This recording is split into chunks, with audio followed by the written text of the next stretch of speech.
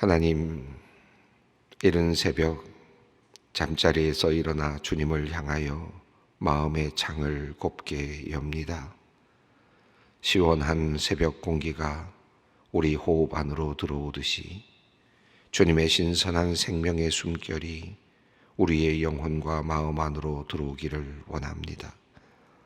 그 숨결이 들어와 세상의 일로 넋이 나간 우리의 마음을 흔들어 깨워주시기를 원하옵고, 잠들어 있는 우리 영혼을 다시 일으켜 세워주시기를 원합니다. 하나님, 오늘도 주님과 함께 걷기 원합니다. 기도로 시작하는 이 새벽, 온종일 말씀을 따라 살게 하시고 찬송과 감사로 저녁을 맞게 하여 주시옵소서. 하나님, 나라를 빼앗기고 주권도 빼앗긴 채로 36년을 살았던 우리 선조들을 생각합니다. 나라를 잃은 슬픔 속에서 억압받는 민족으로 살아야 했던 슬픈 우리 민족의 역사를 돌아보면서 그 힘들고 어려웠던 순간 속에 함께 하셨던 하나님을 보게 됩니다. 나라를 잃었지만 이 민족으로 하여금 새벽마다 주님께 기도하게 하셨고 눈물로 밤을 지새우며 간구하게 하셨습니다.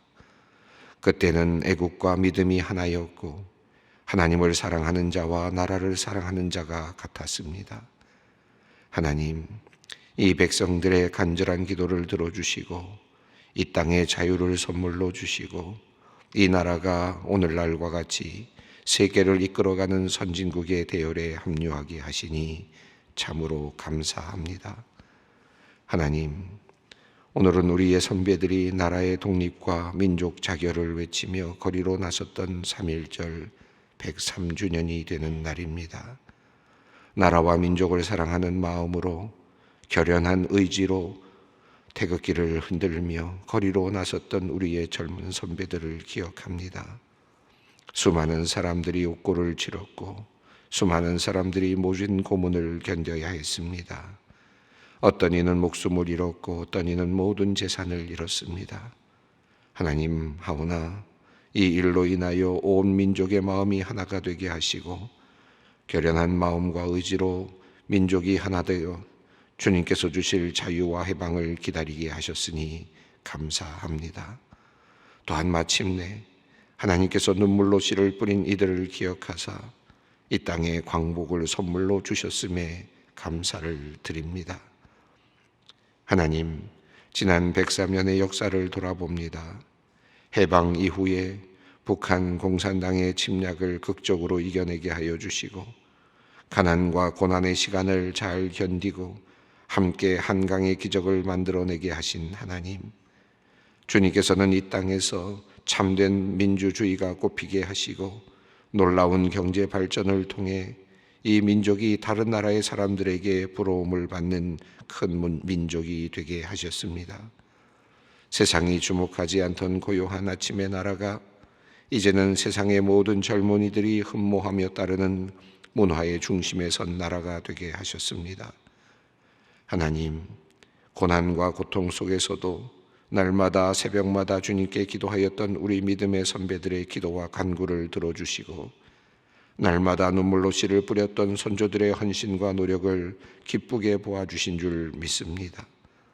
하나님, 오늘날까지 이 민족을 위하여 베푸신 은혜가 놀랍고 또 놀랍습니다. 하나님, 참으로 감사합니다.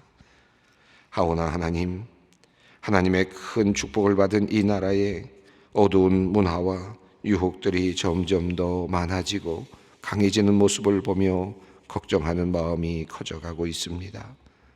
하나님을 알지 못하는 사람들이 많아지고 있으며 하나님을 부인하는 문화가 힘을 얻고 있습니다. 세속화는 더욱 빨라지고 있으며 교회의 거룩성은 점차 세상에서 그 빛을 잃어가고 있습니다. 생명을 죽이는 문화, 생명을 하찮게 여기는 문화가 강해지고 있고 음란과 거짓의 문화가 기승을 부리고 있습니다. 전쟁을 부추기는 세력과 사람들이 늘어나고 있고 세상의 곳곳에서는 전쟁과 살인이 끊이지 않고 있습니다. 거룩하신 하나님, 믿음이 이긴다는 우리의 찬송이 공허한 허공의 메아리가 되지 않기를 원합니다. 주 예수를 믿는 그 힘으로 이 세상의 악한 것들을 이기게 하시고 악한 세력들을 물리치게 하여 주시옵소서. 하나님, 그리하여 우리로 하여금 이 세상을 이기고도 남음이 있게 하여 주시옵소서. 하나님, 오늘도 우크라이나에서는 끔찍한 살생과 폭력이 이어지고 있습니다. 우크라이나의 국민들과 군인들, 지도자들을 위해 기도합니다. 참으로 외로운 시간을 견뎌야 하는 우크라이나의 백성들에게 하나님께서 힘과 용기를 주시옵소서. 무엇보다 하나님께서 연약한 백성들의 하나님이 되어주시고 이들이 흘리는 눈물과 기도를 들어주시옵소서. 헛되이 목숨이 사라지는 일이 없게 하시고 억울하게 죽임을 당하는 일이 일어나지 않게 하여 주시옵소서. 악한 나라는 약해지게 하시고 악한 지도자는 주님의 심판을 받게 하옵소서. 세상의 군왕들이 나서서 헛된 일을 꾸밀 때에 주님께서 노하시면 그들은 질그릇같이 깨어질 것을 믿습니다. 하나님의 공의, 하나님의 정의가 이 땅에서 속히 이루어지는 것을 우리로 보게 하여 주시옵소서. 하나님, 3월의 첫날입니다. 주님께서는 우리에게 또 다른 시작점을 주셨습니다. 특별히 3월부터 학교에 진학하게 되는 우리 어린아이들을 위해 기도합니다. 코로나 감염병으로 인해 걱정도 되지만 우리 어린 새내기들이 처음으로 학교에 등교하여 공부를 시작할 때에 하나님께서 우리 아이들에게 지혜와 총명을 선물로 내려주시기를 기도드립니다. 건강함도 허락하여 주시고 부모와 떨어질 때 생겨나는 두려움과 공포감도 잘 견디게 하여 주시옵소서. 나라의 미래를 책임질 인재로 자라나는 데 부족함 없도록 주님께서 지혜와 키가 자라게 하시고 무엇보다도 하나님과 사람들 앞에서도 큰 사랑받으며 자라나게 하여 주시옵소서. 하나님, 사랑하는 소망의 성도님들을 위해 기도합니다. 오늘도 외로움 속에서 하루를 시작하는 성도님들이 있습니다. 주님께서 함께하여 주시고 친구가 되어 주시옵소서. 힘겨운 투병 생활 중에 있는 성도님들이 있습니다. 마음이 무너지지 않게 하시고 믿음이 약해지지 않게 하여 주시옵소서. 무엇보다 기도가 중단되지 않게 하여 주시옵소서. 생명의 주님께서 이들에게 새로운 생명력과 힘을 내려 주시옵소서. 하나님, 이제 말씀 앞으로 나아갑니다. 오늘의 말씀이 오늘 우리에게 꼭 필요한 계시의 말씀이 되게 하시고 성령께서 역사하시는 생명의 말씀이 되게 하여 주시옵소서. 예수님의 이름으로 기도드리옵나이다. 아멘. 오늘 주시는 하나님의 말씀은 사무엘하 8장 1절로 14절까지 말씀입니다. 사무엘하 8장 1절로 14절까지 말씀 우리가 함께 봉독하도록 하겠습니다. 그 후에 다윗이 블레셋 사람들을 쳐서 항복을 받고 블레셋 사람들의 손에서 메덱 암마를 빼앗으니라. 다윗이 또 모압을 쳐서 그들로 땅에 엎드리게 하고 줄로 재어 그 2줄 길이의 사람은 죽이고 1줄 길이의 사람은 살리니 모압 사람들이 다윗의 종들이 되어 조공을 드리니라. 르홉의 아들 소바 왕 하닷 에셀이 자기 권세를 회복하려고 유브라데 강으로 갈 때에 다윗이 그를 쳐서 그에게 마병 1,700명과 보병 2만 명을 사로잡고 병거 100대의 말만 남기고 다윗이 그 외의 병거와 병거의 말은 다 발에 힘을 끊었더니 다메섹의 아람 사람들이 소바 왕 하닷 에셀을 도로 온지라. 다윗이 아람 사람 2만 2천 명을 죽이고 다윗이 다메섹 아람의 수비대를 두매 아람 사람이 다윗의 종이 되어 조공을 바치니라. 다윗이 어디로 가든지 여호와께서 이기게 하시니라. 다윗이 하닷 에셀의 신복들이 가진 금 방패를 빼앗아 예루살렘으로 가져오고 또 다윗 왕이 하닷 에셀의 고을 베다와 베로데에서 매우 많은 놋을 빼앗으니라. 하맛 왕 도희가 다윗이 하닷 에셀의 온 군대를 쳐서 무찔렀다 함을 듣고 도희가 그의 아들 요람을 보내 다윗 왕에게 문안하고 축복하게 하니 이는 하닷에셀이 도희와 더불어 전쟁이 있던 터에 다윗이 하닷에셀을 쳐서 무찌름이라. 요람이 은 그릇과 금 그릇과 녹 그릇을 가지고 온지라. 다윗 왕이 그것도 여호와께 드리되 그가 정복한 모든 나라에서 얻은 은금 곧 아람과 모압과 암몬 자손과 블레셋 사람과 아말렉에서 얻은 것들과 소바 왕 르홉의 아들 하닷에셀에서 노력한 것과 같이 드리니라.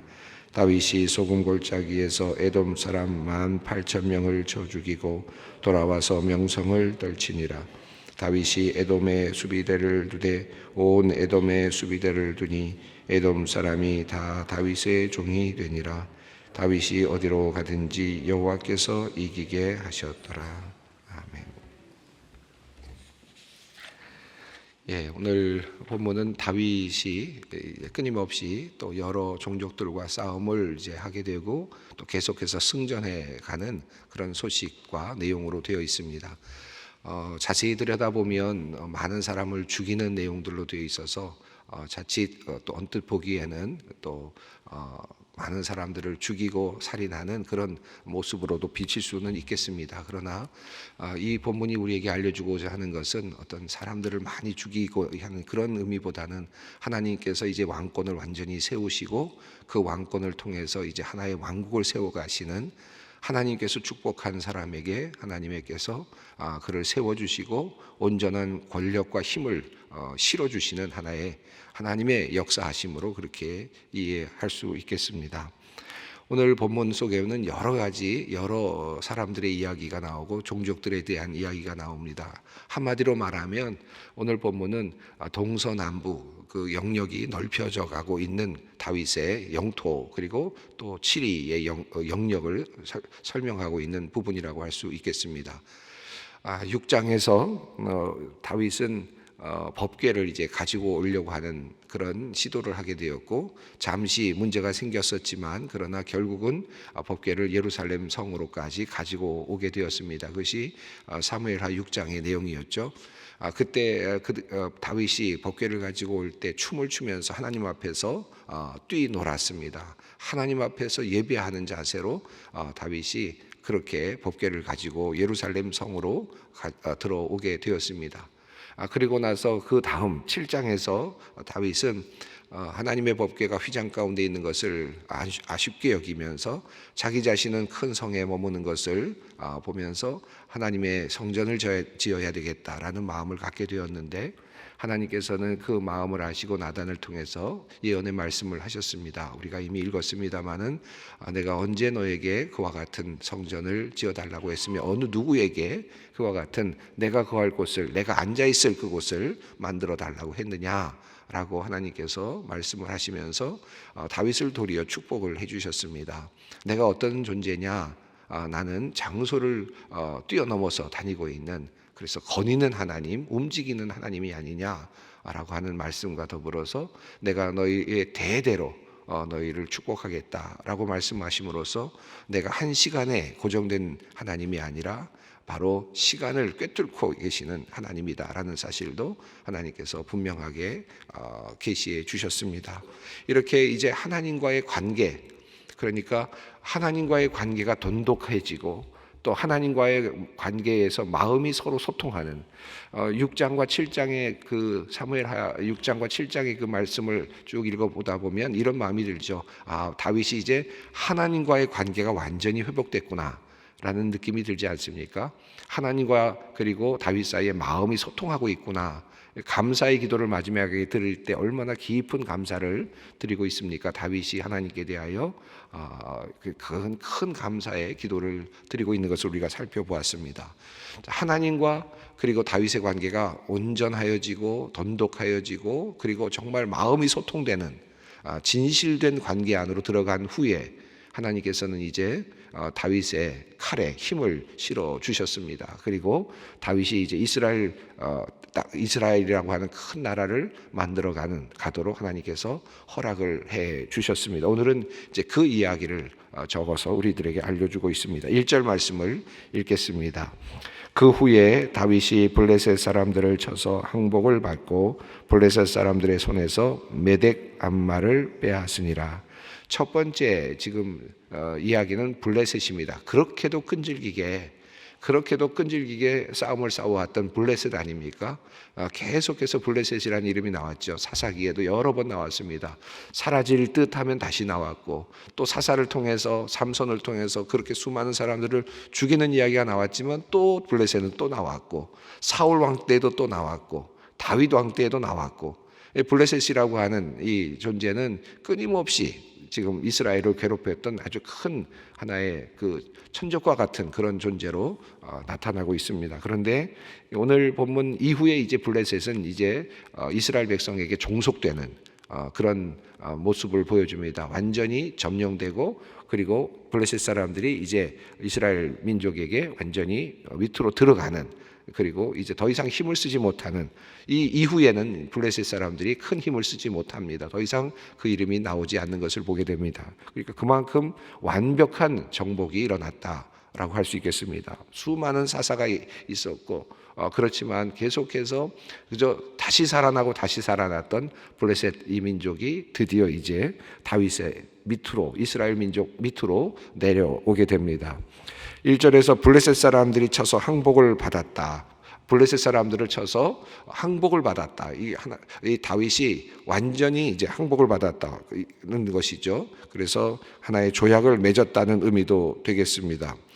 그리고 나서 블레셋 사람들의 손에서 메덱 암마를 빼앗았다, 이렇게 되어 있습니다. 이 메덱 암마라고 하는 그 표현이 그 원어적으로는 모성의 굴레 이런 뜻으로 되어 있지만 아마도 가장 중요한 하나의 성인 것 같아요. 그래서 학자들은 이것이 가드라고 하는 지역의 또 다른 명칭이 아닐까로도 그렇게 이해하기도 합니다. 어쨌든 지금 그 5개의 블레셋의 그 큰 성들이 있지 않았습니까? 블레셋 지역에 그 성들을 이제 완전히 이제 종속시켰다라는 의미로 메덱 암마를 빼앗았다. 하나의 블레셋의 가장 중요한 성을 빼앗았다라고 보는 것이 적절할 것 같습니다. 이제 그래서 블레셋 사람들은 이제 종속이 됩니다. 이 블레셋은 어느 지역에 있죠? 사해의 이 서쪽, 그러니까 지중해 연안 쪽으로 있는, 그래서 평지에 있는, 평지로부터 이제 그 지중해 연안과 연결되면서 살았던 그런 민족이었습니다. 서쪽 지역이 이제 사해로 보면 사해의 서쪽 지역입니다. 사해 서쪽 지역에 있었던 블레셋 사람들을 정복했다라는 표현입니다. 자, 그리고 나서 사해 동쪽에 있는 이제 그 민족을 이제 제압을 하는데요. 2절 말씀입니다. 다윗이 또 모압을 쳐서 그들로 땅에 엎드리게 하고 줄로 재어 그 2줄 길이의 사람은 죽이고 1줄 길이의 사람은 살리니 모압 사람들이 다윗의 종들이 되어 조공을 드리니라.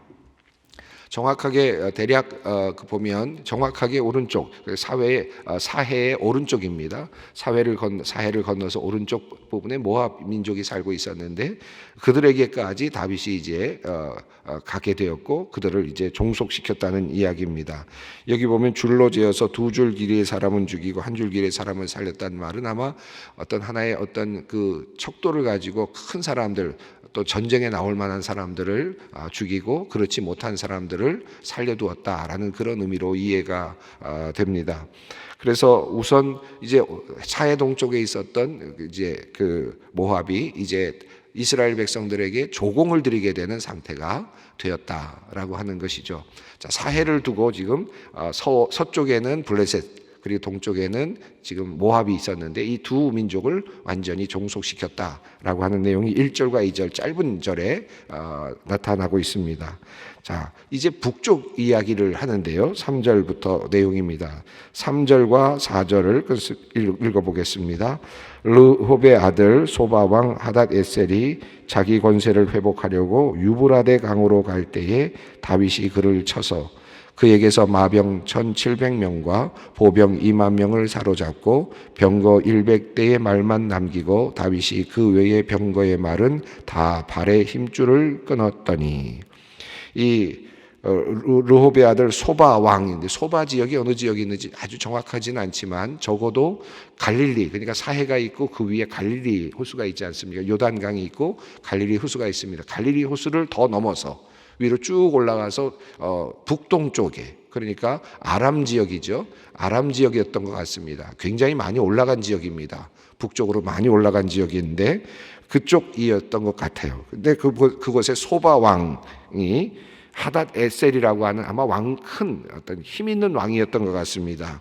이 하닷 에셀이 유브라데강 쪽으로 이제 더 진출하려고 북쪽 지역으로 진출을 하려고 나아가는 중에 그러니까 전쟁을 위해서 어딘가 지금 뭔가 나갔던 것 같습니다. 전쟁 수행을 위해서 그 어떤 고향을 버리고 어딘가로 지금 이동했던 것 같아요. 그래 유브라데강 쪽으로 이동하던 중에 다윗이 그 군대를 쳤다라는 것입니다. 뒤에 나오는 이야기를 보면 그가 어디를 치려고 갔었는지 대략 우리가 이해할 수 있는데 어쨌든 지금 이 하닷 에셀은 군사를 이끌고 어디론가 지금 가고 있던 중에 다윗이 그 군사를 물리쳤다는 것입니다. 그 군사의 숫자가 상당히 많습니다. 마병 1,700명 그리고 보병 2만 명을 사로잡았다. 어마어마한 그런 전쟁에서의 승리를 거두었다는 것이죠. 말 100대의 말만 남겼다. 많은 말들을 잡았지만 그러나 하나님께서 말씀하셨던 말들 병거들을 많이 두지 말라라고 하는 하나님의 명령에 따라서 다윗은 100대의 말만 남기고 모든 말들의 힘줄을 끊었다. 발들의 힘줄을 끊었다. 더 이상 전력으로서 싸움을 싸우는 전력이 되지 못하도록 그렇게 만들었다라는 것입니다. 이 100대의 말 병거를 남겼다라는 표현이 이제 나중에 별거 아닌 것처럼 지나갑니다만은 사실 하나님께서는 그 병거를 두지 말라고 말씀하셨거든요. 그런데 100대의 말 병거를 남겼습니다. 결과적으로 이것도 이제 나중에는 다윗에게는 이제 큰 하나의 아픈 상처가 됩니다. 나중에 아도니아와 또 압살롬이 그 반역을 일으킬 때 바로 이 병거를 끌고 이제 다윗을 치게 되는 모습이 성경에 나오죠. 그러니까 하나님께서 완전히 없애라고 하셨을 때는 없애야 되는데 그것을 얼마나 보기 좋습니까? 말 전차 아닙니까? 지금으로 말하면 뭐 하나의 탱크와 같은 그런 느낌이 들었을 텐데 그거를 없애라고 하셨는데 그것을 일부 남겨두었습니다. 그러나 그것이 이스라엘 지역에는 그다지 쓸만한 산지가 많기 때문에 쓸만한 지역이 아닌데도 불구하고 평지에서나 이 말 병거가 유효한 그런 하나의 무기였을 텐데 하나님께서 그것을 두지 말라고 하셨는데 이것을 두다가 결과적으로는 또 어려움을 당하기도 합니다. 어쨌든 지금 다윗은 전쟁에서 승리하는 지금 양상입니다. 5절 말씀을 읽습니다. 다메섹의 아람 사람들이 소바왕 하닷에셀을 도우러 온지라 다윗이 아람 사람 2만 2천 명을 죽이고 6절입니다. 다윗이 다메섹 아람에 수비대를 두매 아람 사람이 다윗의 종이 되어 조공을 바치니라. 다윗이 어디로 가든지 여호와께서 이기게 하시니라. 다메섹의 아람 사람이라고 되어 있습니다. 그러니까 조금 전에 말씀드렸던 그 아람 지역이 그 위쪽이거든요. 그래서 갈릴리보다도 훨씬 더 위쪽에 있고 다메섹은 그보다 더 위쪽에 있습니다.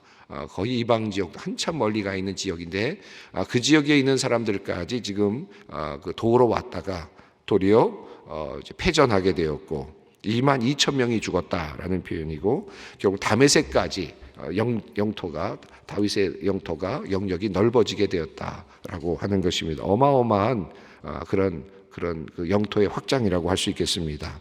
그리고 다윗이 그 다메섹 아람에 수비대를 두었다. 영역이 이제 그곳까지 넓어지게 되었다고 할 수 있겠습니다. 자, 7절 말씀을 읽습니다. 다윗이 하닷에셀의 신복들이 가진 금방패를 빼앗아 예루살렘으로 가져오고 그리고 8절입니다. 또 다윗 왕이 하닷에셀의 고을 베다와 베로드에서 매우 많은 놋을 빼앗으니라. 여기서 하닷에셀 그 지역에서 금과 그리고 또 많은 노스를 빼앗았다라고 그렇게 되어 있습니다. 자, 후에 이제 여기 뒤에 나오는 내용이 나오는데 이 모든 것들은 결과적으로 하나님께 바쳐지게 되었고, 그리고 후에는 이 솔로몬이 성전을 짓는데 이 모든 것들이 이제 사용되게 되죠. 9절을 읽습니다. 하맛 왕 도이가 다윗이 하닷 에셀의 온 군대를 쳐서 물리쳤다 함을 듣고, 10절입니다. 도이가 그의 아들 요람을 보내 다윗 왕에게 문안하고 축복하게 하니, 이는 하닷 에셀이 도이와 더불어 전쟁이 있던 터에 다윗이 하닷 에셀을 쳐서 무찌름이라. 요람이 은그릇과 금그릇과 녹그릇을 가지고 온지라. 이 하닷 에셀이 어느 누구와 싸우기 위해서 전쟁을 나갔었는지 우리가 알게 되는 장면입니다. 하맛 왕 하맛을 치기 위해서 아마 나갔던 것 같은데, 그때 하닷 에셀을 다윗이 군대를 물리쳤던 것이죠. 그러니까 전쟁 중이었던 이 도이, 하맛 왕 도이가 이제 친선을 요청하고 또 많은 금과 은과 노스를 가지고 왔다라는 내용입니다. 11절 12절을 읽습니다. 다윗 왕이 그것도 여호와께 드리되 그가 정복한 모든 나라에서 얻은 은금 곧 아람과 모압과 암몬 자손과 블레셋 사람과 아말렉에서 얻은 것들과 소바 왕 르홉의 아들 하닷 에셀에서 노략한 것과 같이 드리니라. 역대상 18장 8절을 보면 솔로몬이 그것으로 놋대야를 만들었고 성전 기둥을 만들었고 그리고 놋그릇을 만들었다 라고 하는 그런 내용이 나옵니다. 또 22장 14절에 보면 다윗이 이 솔로몬에게 말하는 그 내용 속에서 내가 금 10만 달란트, 은 100만 달란트와 놋과 철과 와 같은 무게를 할 수 없을 만큼의 많은 것들을 내가 전쟁에서 모아서 성전을 짓도록 준비했다라고 하는 그런 내용이 나온 것으로 보아서 이 모든 지금 이 전쟁에서 가져오는 모든 것들은 이제 하나님의 성전을 짓기 위한 하나의 준비물로서 하나씩 이제 준비되고 있는 것을 보게 됩니다. 13절 14절 읽습니다. 다윗이 소금 골짜기에서 에돔 사람 18,000명을 쳐 죽이고 돌아와서 명성을 떨치니라. 다윗이 에돔의 수비대를 두되 온 에돔의 수비대를 두니 에돔 사람이 다 다윗의 종이 되니라. 다윗이 어디로 가든지 여호와께서 이길게 하셨더라.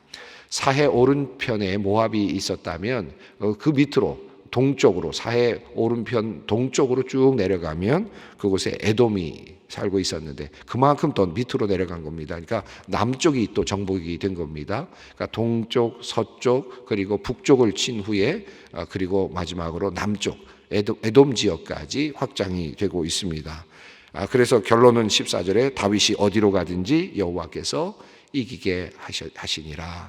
하나님의 역사하심, 이제 정말 다윗에게 힘을 실어주시는 하나님의 놀라운 역사를 보게 됩니다. 부럽죠. 이렇게 가는 곳마다 승전하고 승리하고 또 많은 것들을 다시 또 차지하는, 그러나 다윗은 이렇게 해서 많은 것들을 차지하고 얻게 되는 모든 것들을 하나님의 일을 위해서, 하나님의 성전을 짓는 일을 위해서 하나씩 하나씩 준비하고 있었다는 것이 매우 중요한 또 하나의 특징이라고도 할 수 있습니다. 한편 이런 생각을 해보시면 어떨까요? 다윗이 승리하는 모습만 보이지만 사실은 다윗이 그 전에 20여 년 동안 얼마나 쫓겨다녔습니까? 얼마나 도망을 다녔습니까? 얼마나 여러 번 또 패배도 했습니까? 그런 여러 가지들을 생각해 본다면 하나님의 때가 있다라는 것도 분명히 알게 됩니다. 하나님과 다윗이 진실한 관계로 그리고 연결이 되면서 이제 하나님께서 그에게 힘을 실어주는 그때에 이 놀라운 하나님의 역사와 더불어서 다윗이 승리하게 되는 그런 특별한 왕으로 세움을 받는 그런 모습을 보게 됩니다. 비록 우리가 또 때로는 실패할 때도 있죠. 그러나 하나님을 믿으면서 이 다윗 왕과 같은 승리의 시간을 한번 우리가 기대하면서 주님 앞으로 나가면 어떨까 생각합니다. 함께 기도하겠습니다. 하늘에 계신 우리 아버지, 아버지의 이름을 거룩하게 하시며 아버지의 나라가 오게 하시며 아버지의 뜻이 하늘에서와 같이 땅에서도 이루어지게 하소서. 오늘 우리에게 일용할 양식을 주시고 우리가 우리에게 잘못한 사람을 용서하여 준 것 같이 우리 죄를 용서하여 주시고 우리를 시험에 빠지지 않게 하시고 악에서 구하소서. 나라와 권능과 영광이 영원히 아버지의 것입니다. 아멘.